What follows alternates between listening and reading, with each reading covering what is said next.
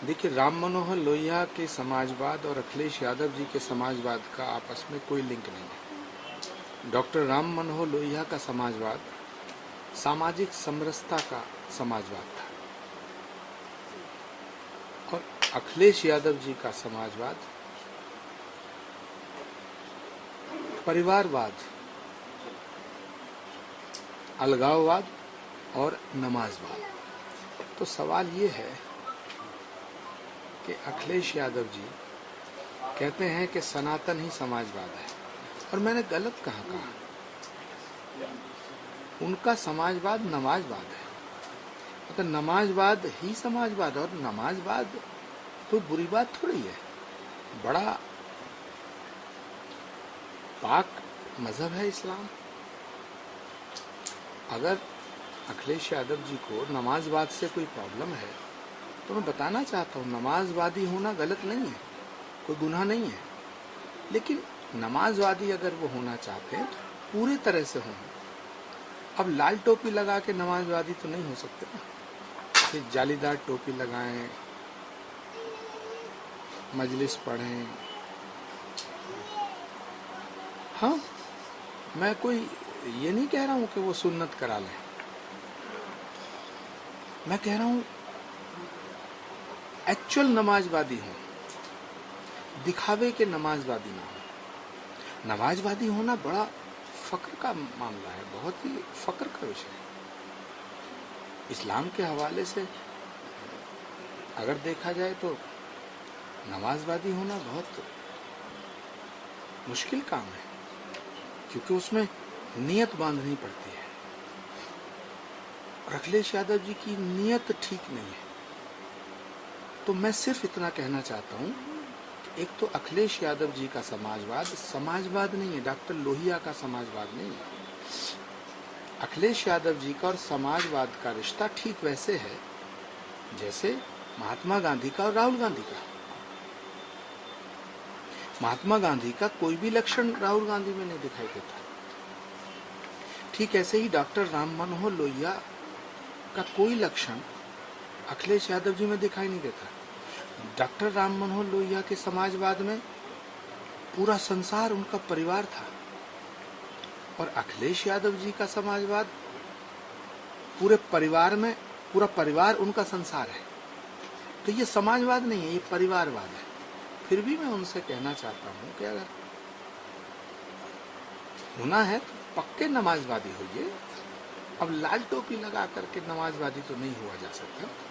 उसके लिए सफेद टोपी लगाएं, जालीदार टोपी लगाएं, फक्र से कहें कि मैं नमाजवादी हूं। क्यों परेशान हो रहे हैं? कई नेता तो आपको ट्रोल भी कर रहे हैं। देखिए, जब जिस युग में सच बोला गया है उसका विरोध हुआ है। जीसस ने कहा था लव इज गॉड, उसे सूली पर चढ़ाया गया। पैगंबर इस्लाम प्रॉफिट मोहम्मद साहब को भी पत्थर मारे गए। भगवान राम को वनवास मिला। तो कोई अगर मेरा विरोध करता है सच बोलने पर, तो मैं तो यही कहूंगा मुखालफत से मेरी शख्सियत संवरती है। मुखालफत से मेरी शख्सियत संवरती है। मैं अपने दुश्मनों का बड़ा एहतराम करता हूं। उधर बीएचपी के चीफ आलोक जी ने बोला है चोरी हुई है, निष्पक्ष जांच हो, दोषियों को सजा मिले। और उन्होंने अब जैसे विपक्ष सवाल हो रहा था चंपत राय की भूमिका की जांच की बात। देखिए, श्री राम जन्मभूमि मंदिर में जो लूट हुई है वो एक महापाप है, और उसकी जांच सीबीआई से कराई जाए ताकि करोड़ों हिंदुओं का भरोसा कायम हो सके। जांच का दिखावा ना किया जाए। अभी ऐसा लग रहा जैसे कुछ लीपापोती हो रही है।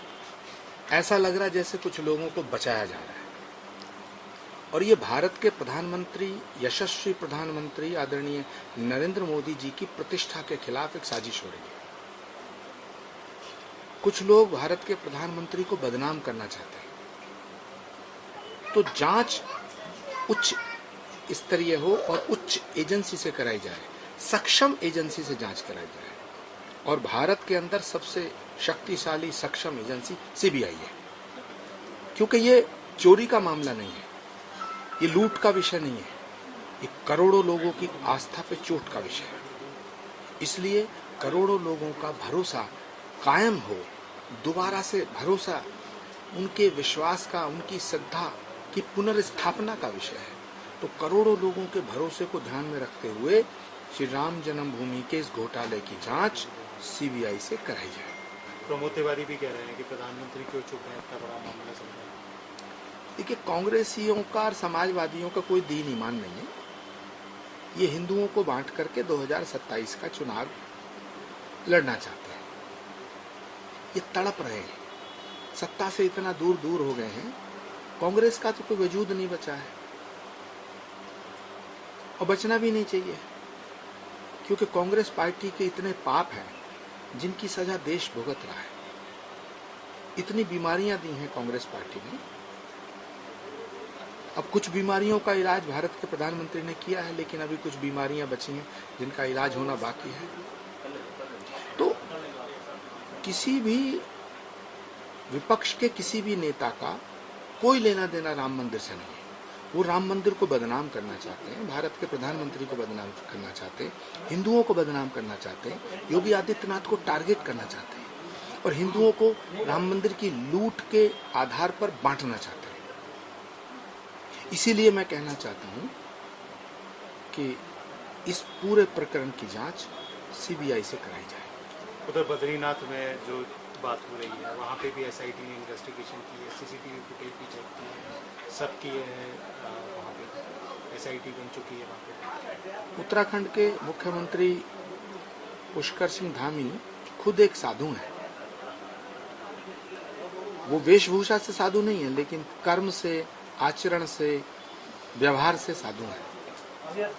तो मुझे लगता है कि बद्रीनाथ में जो भी घोटाला हुआ उसको वो सही तरह से उसकी जांच होगी और हम भी चाहते हैं कि हो, क्योंकि धार्मिक स्थलों से इस तरह से अगर इस तरह के घोटाले होंगे तो लोगों के विश्वास को चोट लगेगी। उधर इमाम एसोसिएशन के अध्यक्ष मौलाना साजिद रशीदी, वो साहब कह रहे हैं कि जो है लड़कियों की देर से शादी होने से ही दुष्कर्म की घटनाएं बढ़ रही हैं, शरिया कानून लागू। देखिए, ये साजिद रशीदी साहब जो हैं देखने में लगते हैं मुसलमान हैं, लेकिन ये मुसलमान है नहीं। उनमें एक भी लक्षण मुसलमानों जैसे नहीं है। जो मुसलमान होता है वो झूठ नहीं बोलता, ये सबसे ज्यादा झूठ बोलते हैं। उधर निपेन मिश्रा साहब ने भी एक प्रेस कॉन्फ्रेंस की है, वहाँ पे कंस्ट्रक्शन कमेटी के चेयरमैन हैं। वो कह रहे हैं बड़ी शर्म की बात है और मुझे खुद बेइज्जती महसूस हो रही है और सिस्टम सुधारना बहुत जरूरी है। देखिए, जो खबरें आ रही हैं उनसे तो ये लगता है कि सिर्फ चंपत राय जी का और अनिल मिश्रा जी के इस्तीफे से काम नहीं चलेगा, पूरे के पूरे ट्रस्ट को इस्तीफा दे देना चाहिए। तो मैं निपेन मिश्रा जी की बात से सहमत हूँ। और केशव वेणुगोपाल साहब जी कह रहे हैं कि अयोध्या में राम मंदिर के चंदे में हेरा फेरी पे वो भी वही चुप्पी की बात उठा रहे हैं। सुप्रीम कोर्ट की निगरानी में जांच की बात चल रही है। देखिए, केसी वेणुगोपाल हों, जयराम रमेश जी हों या राहुल गांधी जी हों, ये चाहते हैं बिल्ली के भाग से छीका टूट जाए। हिंदुओं को बदनाम करने का कोई मौका नहीं छोड़ना चाहते। ये तो बड़े खुश हैं, अपने अपने ड्राइंग रूम में बैठ के बहुत ठहाके लगा रहे हैं कि राम मंदिर में लूट हो गई, अब बीजेपी को बदनाम करने का मौका मिलेगा, प्रधानमंत्री पर निशाना साधने का मौका मिलेगा। इनका राम से कोई लेना देना नहीं। ये तो ये कह रहे हैं कि जो है राम मंदिर ही से ही बीजेपी चुनाव में उनका पूरा सब कुछ। भगवान राम की कृपा के बिना इस देश में चुनाव नहीं जीत सकता कोई। नरेंद्र मोदी जी पर भगवान राम की असीम कृपा है, इसीलिए तो पूरा भारत उनके साथ है। और राहुल गांधी जी और उनके तमाम ये जो चंगू मंगू हैं, ये सब राम विरोधी हैं। इन्हें राम के नाम से नफरत है। ये कभी राम मंदिर नहीं गए, ये कभी राम का नाम नहीं लेते। तो जब राम का नाम लेने से तुम्हें दिक्कत है, राम मंदिर से तुम्हें दिक्कत है, तो राम के नाम पर ये राजनीति क्यों कर रहे हो? लूट हुई है, पाप हुआ है, उसकी जांच सीबीआई से होना चाहिए, पूरे ट्रस्ट को इस्तीफा देना चाहिए। लेकिन ये करोड़ों लोगों के, हिंदुओं के विश्वास का सवाल है। तो राम मंदिर की लूट पर बोलने का अधिकार सिर्फ हिंदुओं को है, विपक्ष के नेताओं को नहीं। उधर पश्चिम बंगाल में भी यूसीसी ड्राफ्ट कमेटी बन गई है, यूसीसी की तैयारी चल रही है, कैसा लग रहा है? वेस्ट बंगाल में क्यों, पूरे देश में यूसीसी लागू होना चाहिए। भारत में पैदा होने वाला प्रत्येक व्यक्ति भारतीय है और भारत का कानून सब पर एक जैसा लागू होना चाहिए। तो यूनिफॉर्म सिविल कोड लागू होना चाहिए, पूरे देश में होना चाहिए। पश्चिम बंगाल में क्या मानते हैं कि ममता बनर्जी के बाद? ममता बनर्जी एक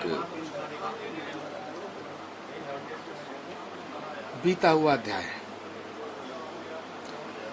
टीएमसी अब अतीत बन चुकी है।